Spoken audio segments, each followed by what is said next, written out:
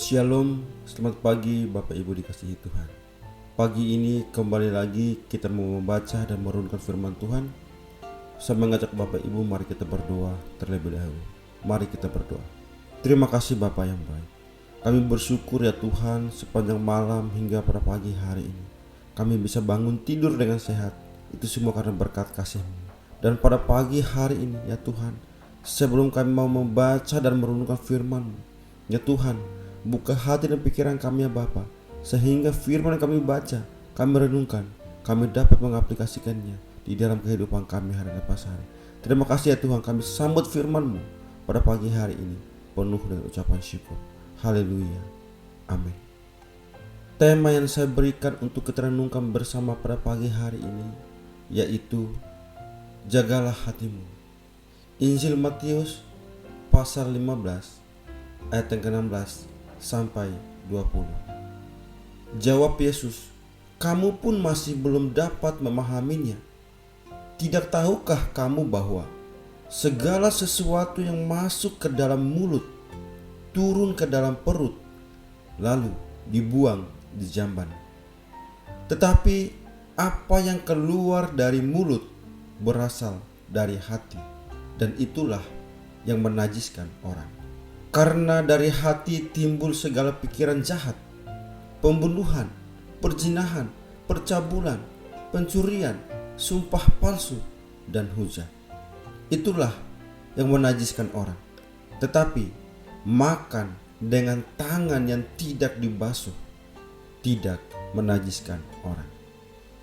Bapak, Ibu, saudara yang dikasihi Tuhan, orang-orang Farisi dan ahli Taurat mempermasalahkan perilaku murid-murid Yesus yang tidak membasuh tangan sebelum makan.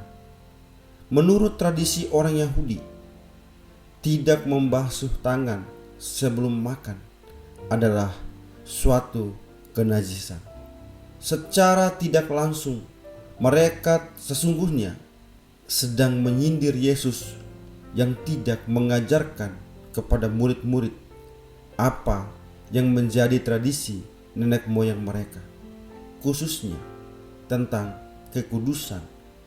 Mengapa Yesus membiarkan mereka berbuat demikian?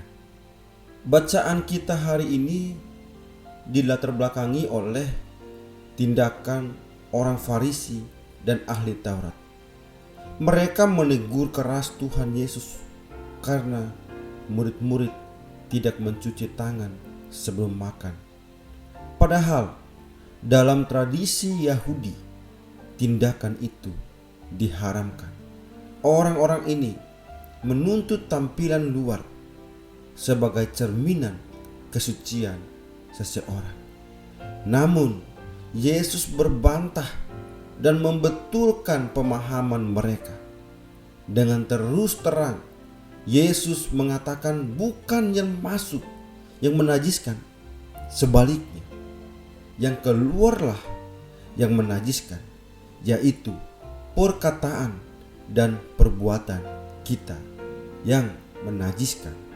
Jagalah hati, karena dari hati timbul segala pikiran jahat, pembunuhan, perzinahan, percabulan, pencurian, sumpah palsu, dan hujat. Hal senada pernah dikatakan penulis Amsal, "Jagalah hatimu dengan segala kewaspadaan, karena dari situlah terpancar kehidupan." Sebagai orang beriman, marilah menjaga hati kita dari segala yang jahat. Hati kita perlu dijaga sesuai dengan firman Tuhan. Bila hati kita sejalan dengan firman Tuhan, maka kita terluput dari segala yang jahat. Bila kita terhindar dari segala yang jahat, maka Tuhan pun bersukacita atas kita. Dia akan memberkati dan menaungi kita dari kelimpahan anugerahnya. Jadi Tanyakan pada diri kita sendiri, sudahkah kita menjaga hati kita ini? Yesus menjawab dengan mengingatkan mereka tentang perintah Allah yang tertulis di dalam Taurat Musa, perihal hidup dalam kekudusan. Jelas bahwa hidup kudus adalah perintah Allah. Kekudusan ditimbang dasarnya bukan karena melakukan perintah yang dibuat oleh manusia, melainkan karena memegang dan melakukan ketetapan Allah.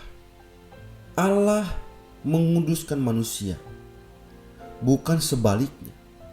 Oleh karena itu, sebagai umat Allah, sudah seharusnya mereka hidup dalam kekudusan dengan melakukan perintah dan kehendak Allah, bukan perintah manusia. Yesus kemudian menjadikan peristiwa ini sebagai pengajaran yang penting bagi murid-murid, termasuk kita. Tuhan Yesus sedang menegaskan bahwa yang menajiskan seseorang bukanlah apa yang sudah ditetapkan oleh Allah, melainkan hidup berlawanan dengan perintah dan ketetapan Allah yang Maha Kudus. Bagaimana dengan kita? Di satu sisi, kita seringkali memuji dan memuliakan Allah dengan mulut dan tangan kita. Namun, di sisi lain, kita seringkali berbuat dosa melalui hati dan hidup kita. Sebagai manusia, kita mengaku berdosa dan sangat bergantung pada firman Allah. Ia memanggil kita di dalam kasih karunia-Nya untuk menjadi umat yang kudus, umat yang setia, melakukan perintah dan ketetapannya. Tujuannya bukanlah untuk menjadi orang yang kudus, tetapi karena kita sudah dikuduskan oleh Allah. Mari kita hidup di dalam kekudusan yang dianugerahkan Allah kepada kita dengan taat dan setia.